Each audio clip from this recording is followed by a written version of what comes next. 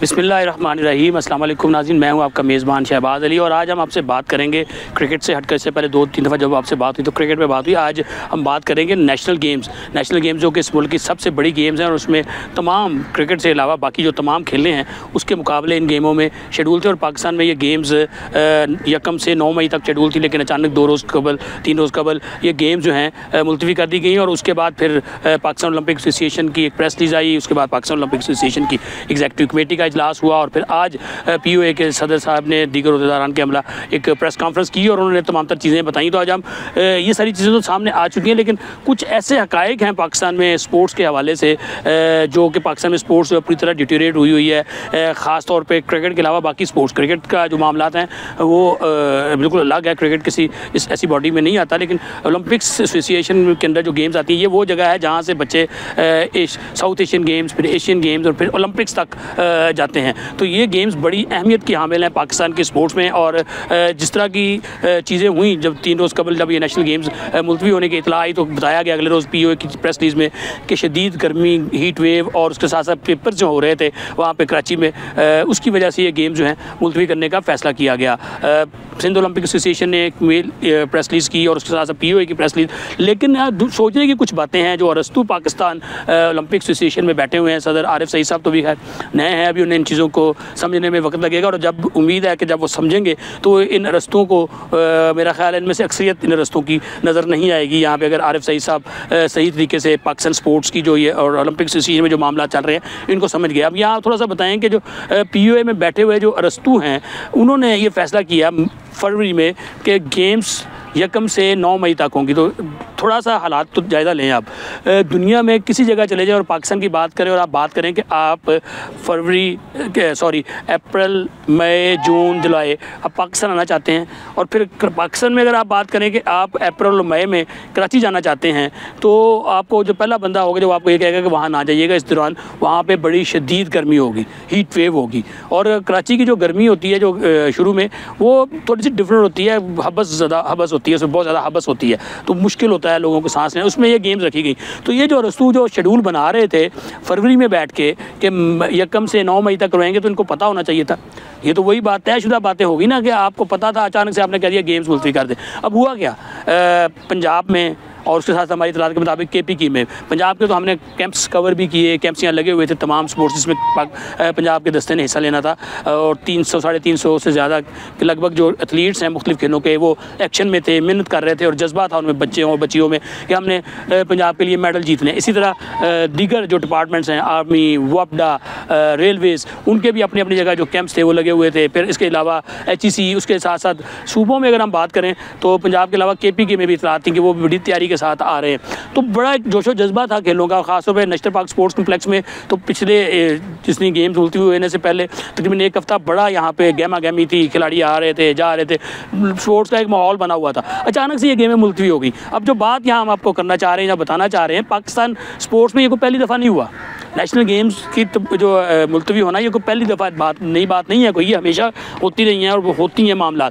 लेकिन यहाँ पे जो बात की गई जिस पे मैं आपको लाना चाह रहा हूँ, ये बात करना चाह रहा हूँ, वो ये है कि ये जो अरस्तु हैं पाकिस्तान स्पोर्ट्स के, ये यहाँ बैठ के इनको सिर्फ इतना भी अगर नहीं पता कि यहाँ पे अगर हम ये जो स्लॉट रख रहे हैं जहाँ गेम्स करवा रहे हैं वहाँ पे मौसम की क्या सूरत हाल होगी। आज तो अगर आप इतना जदीद दौर आ गया कि आप पूरे साल की वेदर अपडेट्स देख सकते हैं अपने मोबाइल्स पे, अपने कंप्यूटर्स पे, लैपटॉप्स पे, पूरे साल की वेदर अपडेट होती है कि आ जाती है वहाँ पे क्या क्या होगा। तो आपको 2 महीने पहले, 3 महीने पहले, और ये जो तयशुदा था कि इस तरह शदीद गर्मी होगी वहाँ पे ये गेम्स करवाई गई। ये जो लोग हैं जो रस्तूस हैं इनमें एक तो मैं बताना चाहूँगा जनाब आरिफ सईद साहब को कि शायद आपको पता है कि ये नहीं पता है, लेकिन मैं आपको बता दूँ आपकी जो एग्जीक्यूटिव कमेटी है इससे आप ज़रा पूछें इन साहिबान से जो यहाँ पे रस्तू बैठे हुए, इनका एक डॉन भी है, उस डॉन के हवाले से ज़रूर किसी वक्त आपको बताएंगे। और उस डॉन के आगे छोटे छोटे डॉन हैं। तो ये एक पूरी जिस तरह हम देखते हैं ना इंडियन फिल्मों में फलां भाई के खेल हैं या फलां भाई के खेल हैं, तो वहाँ पे एक बड़ा भाइयों वाला मामला है, डॉन्स हैं और वो जो लोग हैं उसको लेके चलते हैं। जो उस भाई के साथ है वो बड़ा पवित्र है और जो उस भाई के साथ नहीं है वो गुनाहगार है। तो ये चीज़ें भी हैं। इसके साथ साथ जो बात कर रहा था कि इनको देखें, आपको ये अगर मालूम नहीं है कि अप्रैल और मई में वहाँ पे गर्मी होगी और आप ये गेम्स रख रहे हैं, पेपर्स भी सारी दुनिया में पता है कि हमारे यहाँ अप्रैल मई में जो पेपर होते हैं मैट्रिक के, इंटर के, तो वो भी आपको पता था। तो फिर आपने नुविश्ता दीवार पढ़ते हुए, आपको चीज़ें मालूम होने के होते हुए आपने ये क्यों किया? अब जो कैंप्स लगे, उन कैंप्स के ऊपर जो खर्चा हुआ है सूबों का, वो कौन देगा? उसका जो भरपाई कौन करेगा? उन बच्चों का जो जोशो जज्बा था, क्या वो जोशो जज्बा उन बच्चों का दिसंबर में जब ये गेम्स आप करवाएंगे, नवंबर दिसंबर में जब आप कह रहे हैं, वो वापस आएगा? मुझे नहीं लगता। उससे दोबारा से एक पूरी एक्सरसाइज की जाएगी, दोबारा से ट्रायल्स होंगे, उस वक्त पता नहीं कौन बच्चा फिट होगा, कौन नहीं होगा, बहुत से मसाइल हैं। तो वो जोशो जज्बा दोबारा से उभारना, और उसके अलावा जो खर्चे हुए हैं, बच्चे आए, खेले, चले गए, उसकी डेलीज वगैरह ठीक है, स्पोर्ट्स उनको दे देंगे, लेकिन वो जो एनर्जी उन बच्चों की थी उसका कौन जवाब देगा? वो उसका कौन नेमल बदल है? आरिफ सईद साहब का ताल्लुक पाकिस्तान की स्पोर्ट्स की बहुत बड़ी फैमिली से है, इनके दादा, इनके वाले साहब, बाकी फैमिली। तो आरिफ सईद साहब खुद भी बड़े अच्छे से रग्बी के साथ भी अटैच हैं, तो उनको ये ओलंपिक्स वाली सियासत समझने में थोड़ा सा वक्त लगेगा, लेकिन मुझे उम्मीद है कि जब आरिफ साहब ये समझ जाएंगे तो फिर ये बहुत से रस्तू हमें शायद POA में दिखाई ना दें। अगली बात, यही वो ये रस्तू हैं जिन्होंने आपको, मैं बताऊँ, ये अभी अरशद नदीम का हवाला दिया जा रहा है, ये अरशद नदीम ने किया और पाकिस्तान का बड़ा नाम रोशन हुआ। तो इन रस्तुओं ने अरशद नदीम के रास्ते में हर मुमकिन रोड़े अटकाए, एक दफ़ा नहीं कई दफ़ा उसकी एक्रेडिटेशन नहीं होने दी गई। फिर उसके जो फेडरेशन है, पाकिस्तान एथलेटिक्स फेडरेशन, जिस जो मेडल लेकर आई है 40 साल बाद, आरिफ साहब शायद आपको पता है कि नहीं पता, उसको आपके इन रस्तुओं ने सस्पेंड किया हुआ है। और सेम काइंड ऑफ केस में एक बंदा आपकी एग्जीक्यूटिव कमेटी में शामिल है, जिस बुनियाद पे आपने एथलेटिक्स फेडरेशन ऑफ पाकिस्तान को सस्पेंड किया हुआ है, उसी बुनियाद पे उसी इल्ज़ामात का शख्स, और ज़्यादा सख्त इल्ज़ामात हैं, वो आपकी एग्जीक्यूटिव कमेटी में शामिल है, उस एक ऐसी फेडरेशन का बंदा। कोई पूछने वाला नहीं है क्यों?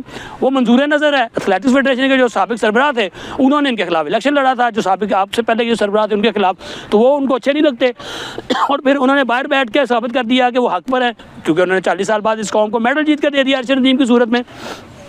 आपने अरशद नदीम के कोच के रास्ते में रोड़े अटकाए, आपने अरशद नदीम के रास्ते में रोड़े अटकाए, कभी उसके बारे में नेगेटिविटी की गई, बहुत कुछ किया गया। वो कभी एक टाइम आएगा तो इंशाल्लाह ज़रूर बताएंगे। लेकिन ये अब हम ओलंपिक की बात कर रहे हैं। आरिफ साहब, अब अगली बात, क्योंकि इन्होंने आपकी गेम्स रखी हैं, यूथ गेम्स, तो वो भी, खुदा करे ये मेरी बात झूठ हो जाए, लेकिन जो हालात हैं जहाँ पर आपने रखी हुई है यूथ गेम, वहाँ पर भी आप ज़रा देखें, ये वो वक्त है जब कॉलेज़ में, यूनिवर्सिटीज़ में बच्चों के एडमिशन हो रहे होंगे, रिजल्ट्स आ रहे होंगे, उनके एडमिशन्स हो रहे होंगे, और यूथ में तो आपके कॉलेजेस के बच्चे आएंगे ज़्यादा, तो कैसे आप वहाँ करवाएंगे? यूथ गेम किस तरह वहाँ पे होंगी? तो इनसे अभी से बैठ के बात करें और मेक श्योर करें कि यूथ गेम्स जो हैं वो मुलतवी ना हो। लेकिन ये जो बात मैंने आपको बताई है नेशनल गेम्स की अल्तवा वाली, इसके ऊपर आप बैठें, खुद सोचें कि, और उसके जो असल जिम्मेदारान हैं उनका अगर आप तयन करेंगे तो आपको पता चल जाएगा कि क्या हुआ है। ये गेम्स मुलतवी होना छोटी सी बात नहीं है, बहुत ज़्यादा अखराजात आए होंगे सूबों के जिन्होंने जो तैयारियां कर रहे थे, और दिसंबर में उम्मीद है कि इंशाल्लाह ये गेम जो सिंध ओलंपिक एसोसिएशन है और सिंध गवर्नमेंट है वो इसको करने में कामयाब हो जाएंगे। और यहाँ पे एक बात और बताऊँ, इससे सिंध ओलंपिक एसोसिएशन ने जो अपनी ऑर्गेनाइजिंग कमेटी बनाई और जो एक इवेंट कमेटी बनाई, उसमें हमारी इतलात के मुताबिक सिंध एथलेटिक एसोसिएशन को शामिल नहीं किया गया, क्योंकि वहाँ पर जो सिंध की सतह के ऊपर है वो उनके जो सिंध ओलंपिक एसोसिएशन है उनके अगेंस्ट लोग हैं। तो ये आप ज़रा सोचें, अगर आपने पाकिस्तान स्पोर्ट्स को ठीक करना है, आप क्योंकि एक जज्बे के साथ आए हैं और आप ही ऐसे शख्स हैं जो पाकिस्तान स्पोर्ट्स को, अगर आप पूरे जज्बे से काम करें, ठीक करने में कामयाब हो जाएंगे। तो इस चीज़ का जायज़ा ज़रूर लें और इन रस्तुओं से बैठ के पूछें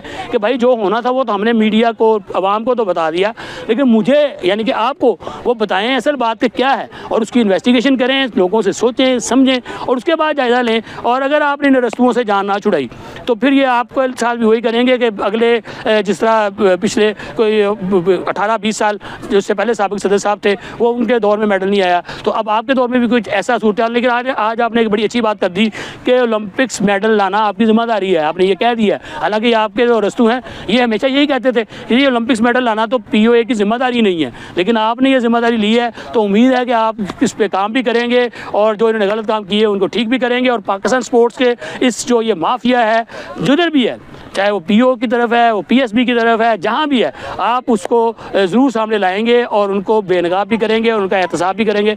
नाज़रीन, आपसे मुलाकात होगी एक नई स्टोरी के साथ। हमारी इस स्टोरी के ऊपर ज़रूर अपने ख्यालात का इज़हार कीजिएगा। इजाज़त दीजिए, अस्सलाम वालेकुम।